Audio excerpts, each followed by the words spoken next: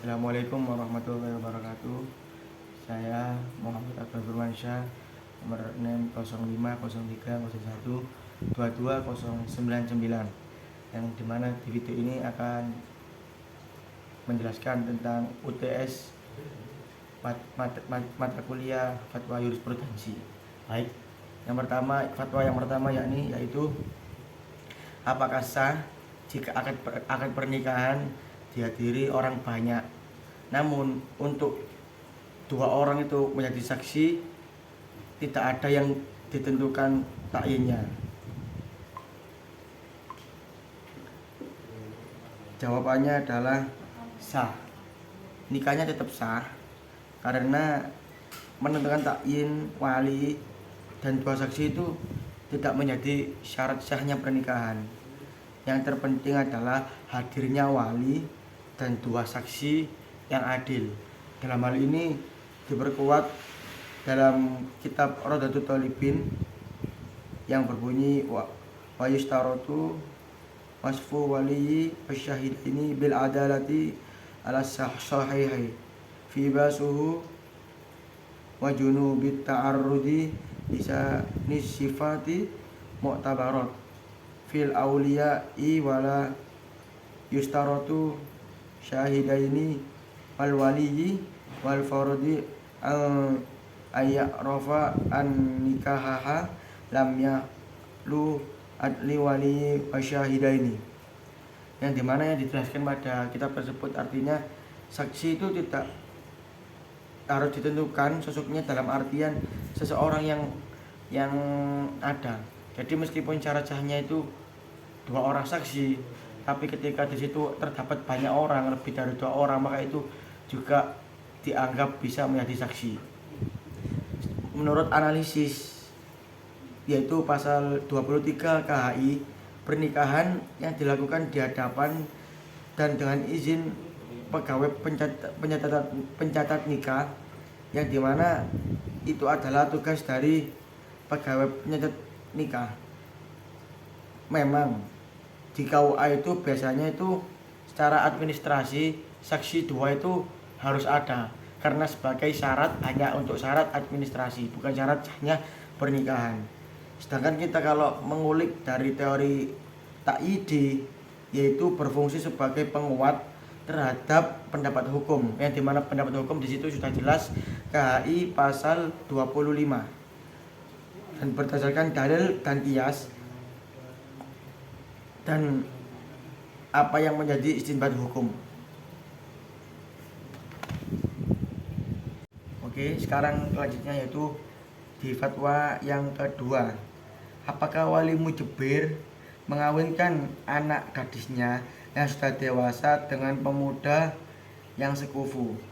Jadi di sini tuh bolehkah seorang wali mujibir memaksa anaknya untuk melakukan pernikahan dengan apa yang dipilih oleh wali mujibir, sedangkan anaknya ini tidak setuju dengan pilihannya wali mujibir tersebut? Yaitu jawabannya dalam kitab Taufa Al-Habib, yang dimana disitu diterangkan boleh, tetapi itu hukumnya makruh, yang dimana asal tidak ada kemungkaran atau tidak ada bahaya, yang berbunyi ama muharradun karramataha min ghairi farodin wala yu'atiru lagi yukrahu liwayiha au yuzawwijaha bihi ana alaihi fil wa yunsaus tidak nul bikro ida kanat mukafata li hadithi muslim wal bikru yasna'u minha u abuha wa mahu muhkamatun ala dubi tartiba tirbiha iha, yang dimana di situ sudah dijelaskan walaupun sekedar tidak sukaan wanita itu tetap tidak boleh memaksa, karena ini adalah pernikahan yang dimana wali mujibir tidak dapat hak untuk memaksa anak tersebut. Sedangkan dalam analisis pada pasal 16 KHI dinyatakan bahwa perempuan, seorang gadis yang belum pernah kawin, harus dengan izin dari perempuannya. Jadi sang ayah itu harus melakukan izin terlebih dahulu terhadap putrinya. apakah mau apa tidak jika dijodohkan oleh wali mujibir tersebut. Artinya seorang ayah tidak boleh mengawinkan anak gadisnya tanpa persyaratan atau kesetujuan dari anak tersebut. Jika dilihat dari teori taidi, yaitu pernikahan paksa oleh wali mujibir terhadap perempuan yang dimana bertentangan dengan prinsip maqasid syariah yang lebih mementingkan perlindungan hak perempuan, bukan kekuasaan wali yang dapat memunculkan kemudorotan. Selanjutnya yakni yang fatwa yang ketiga, bagaimana hukum wanita atau seorang istri yang bekerja mencari nafkah atau berkarir. Jawabannya yakni hukum seorang istri bekerja adalah tidak boleh kecuali mendapatkan izin atas suami, bahwasanya suami itu mengizinkan bahwasanya sang istri boleh berkarir dan mencari nafkah sendiri.